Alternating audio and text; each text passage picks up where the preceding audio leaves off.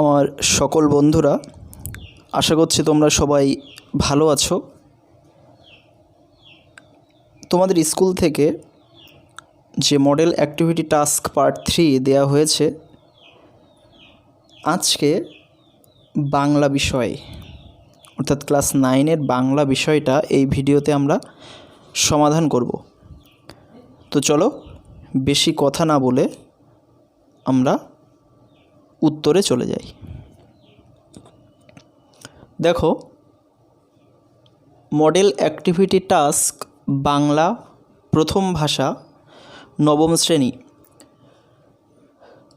নিচের প্রশ্নগুলির উত্তর নিজের ভাষায় লেখো। প্রথম প্রশ্ন, নব নব সৃষ্টি প্রবন্ধে লেখক সংস্কৃত ভাষাকে আত্মনির্ভরশীল বলেছেন কেন? এর সাথেই আর একটা প্রশ্ন দেওয়া আছে, বর্তমান যুগে ইংরেজি ও বাংলা ভাষা আত্মনির্ভরশীল নয় কেন? তো আমরা উত্তরের দিকে চলে যাব। তো দেখো, এখানে যে উত্তরটা রয়েছে এটাকে একটু এডিট করে নেবে তোমরা উত্তর লিখবে দ্বিতীয় যে লাইনটা দেখতে পাচ্ছ, অর্থাৎ সংস্কৃত ভাষাকে লেখক বিশেষ মর্যাদা দিয়েছেন। তিনি বলেছেন সংস্কৃত ভাষা আত্মনির্ভরশীল। তার মনে হয়েছে সংস্কৃত ভাষার নিজস্ব একটা শক্তি আছে, সে অন্যের উপর নির্ভরশীল নয়। কোনো নতুন চিন্তা অনুভূতি যখন আমাদের মনের মধ্যে উপস্থিত হয়, তখন প্রয়োজন হয় সংস্কৃত ভাষার।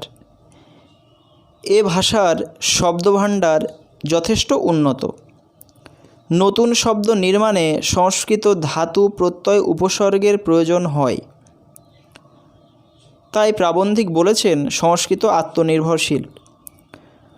বস্তুত ইন্দো ইউরোপীয় ভাষার অন্যতম শাখা হল ইন্দো আরিয়ান বা ভারতীয় আর্য।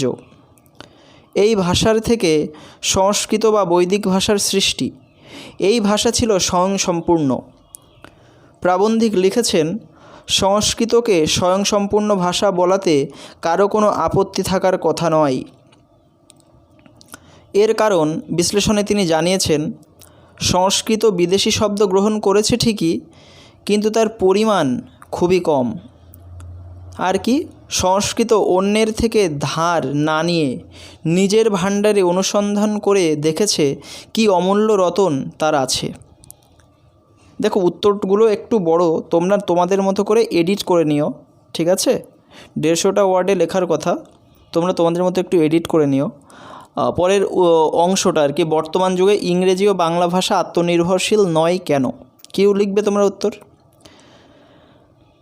প্রাবন্ধিকের মতে বর্তমান যুগের ইংরেজি ও বাংলা ভাষা আত্মনির্ভরশীল নয়, কারণ আমরা প্রয়োজনে কিংবা অপ্রয়োজনে ভিন্ন ভিন্ন ভাষা থেকে শব্দ নিয়েছি এবং নিচ্ছি। পাঠান মোগল শাসন যুগে আমাদের প্রয়োজনে দেখা দিয়েছিল আইন আদালত খাজনা খারিজ ব্যাপারে নতুন নতুন শব্দের। সেজন্য আরবি ও ফার্সি ভাষা থেকে শব্দ নিতে হয়েছিল। তার পরবর্তী ইংরেজ শাসন যুগে ইংরেজি ভাষা থেকে কিংবা অন্যান্য ভাষা থেকেও শব্দ নেওয়া হয়েছে। ইংরেজির মাধ্যমে প্রচুর ইউরোপীয় শব্দ আমাদের বাংলা ভাষায় ঢুকেছে। আলু, কপি এসব শব্দ আমরা কি রান্নাঘর থেকে তাড়িয়ে দিতে পারবো? বিলিতি ওষুধ আমরা কে না খাই। কাজেই আমাদের প্রাত্যহিক জীবনে এমন অনেক শব্দ আছে যা আমাদের জীবনাচরণের সঙ্গে জড়িয়ে গেছে, তাকে ত্যাগ করা অসম্ভব নয়। কাজেই বর্তমান বাংলা ভাষা আত্মনির্ভরশীল নয়।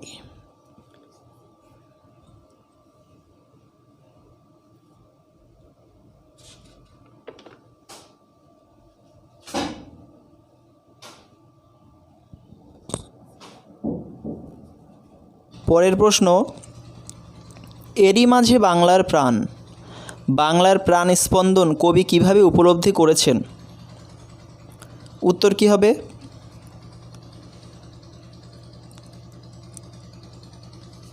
কিশোরীর চাল ধোয়া ভিজে হাত, কিশোরীর পায়ে দলা মুথা ঘাস, লাল লাল বটের ফলের ব্যথিত গন্ধের ক্লান্ত নীরবতার সাথে বাংলার প্রাণকে দেখেছেন কবি। এরপরে লিখবে, গ্রাম বাংলার নিসর্গ চিত্র তুলে ধরেছেন কবি। এমন ঘনিষ্ঠ দেশজ আবেগ খুব কম কবিতায় ধরা পড়েছে। রূপসী বাংলার এক শরীরী মূর্তি এ কবিতায় দেখা যায়।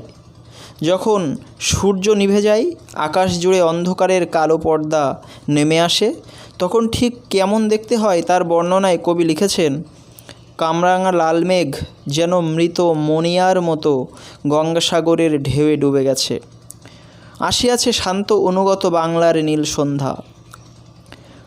প্রকৃতিকে কবি নারী রূপে বর্ণনা করেছেন। কবির সেই কল্পিত কেশবতী কন্যা যেন কবির হৃদয়ে ধরা দিয়ে অদ্ভুত আবেগের সঞ্চার করেছে। কবি স্পষ্ট উপস্থিতি তার শরীরী সম্পর্ক অনুভব করেছেন। কেশবতী কন্যা যেন এসেছে আকাশে, আমার চোখের পরে আমার মুখের পরে চুল তার ভাসে। বিশ্বকবি রবীন্দ্রনাথ গ্রাম ছাড়া ওই রাঙামাটির পথ আমার মন ভুলাই রে বলে যে বিস্ময় বিহবল আনন্দবাণী উচ্চারণ করেছিলেন, তারই পথ অনুসরণ করেছেন জীবনানন্দ। তাই তাঁর চোখে ধরা পড়ে আবহমান বাংলার মানচিত্র। নরম ধানের গন্ধ, কলমির ঘ্রাণ, হাঁসের পালক স্বর, পুকুরের জল, চাঁদা সরপুটিদের মৃদু ঘ্রাণ, কিশোরীর চাল ধোয়া ভিজে হাত। এছাড়াও রূপসী বাংলার আম জাম কাঁঠাল হিজল এই কবিতার মধ্যে অপূর্ব এক চিত্র তুলে ধরেছে। নরম ধানের গন্ধ, কলমি শাকের ঘ্রাণ, পুকুর জলাশয়ে পাখা মেলে দেওয়া হাঁসের ডুব সাঁতার কবির মনে অদ্ভুত এক আনন্দ সৃষ্টি করেছে।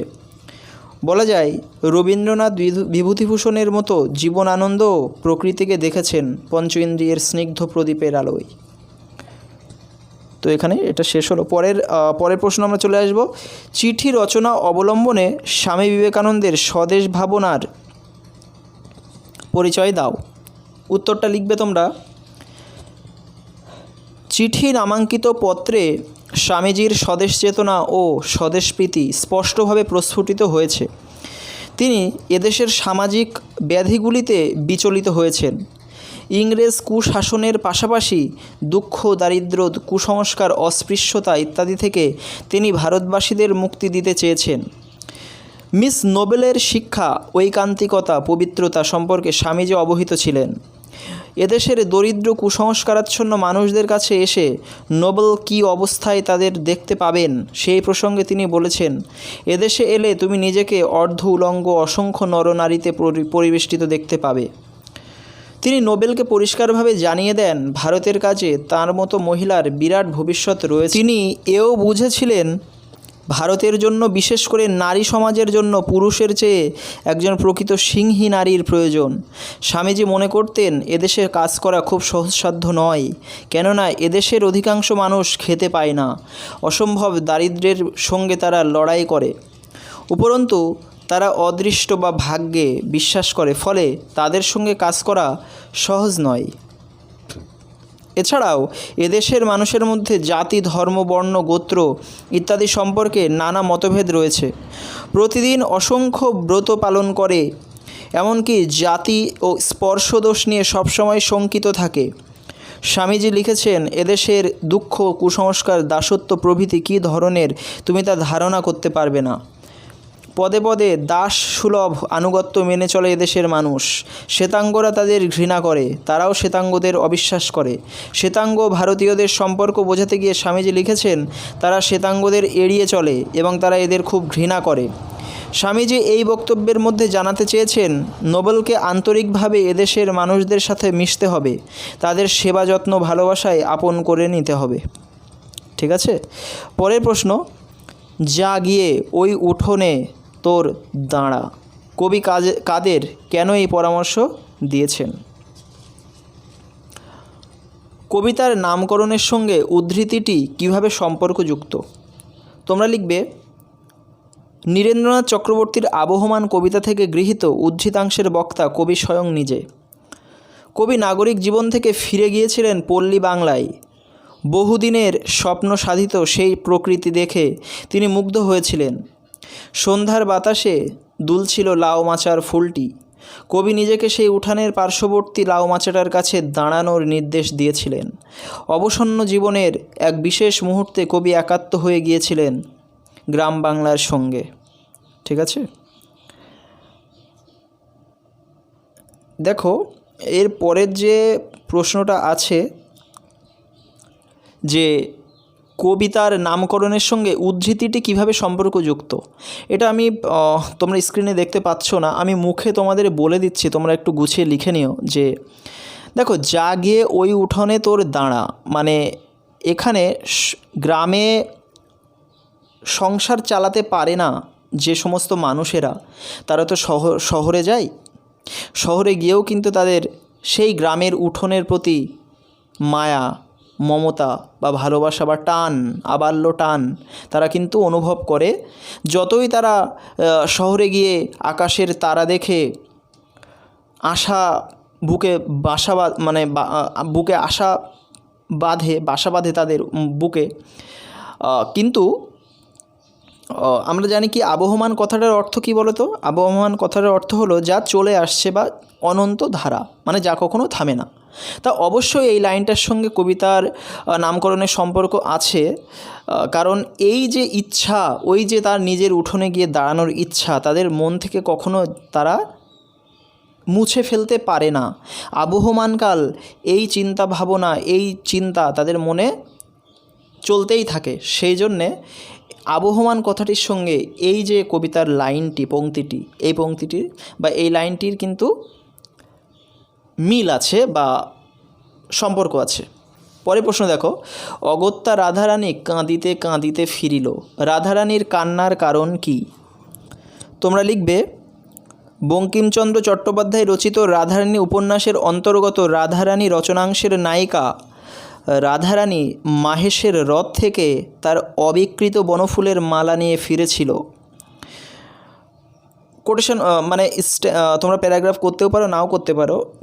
লিখবে, অসহায়া বালিকা রাধারানীর মা ঘরে অসুস্থ,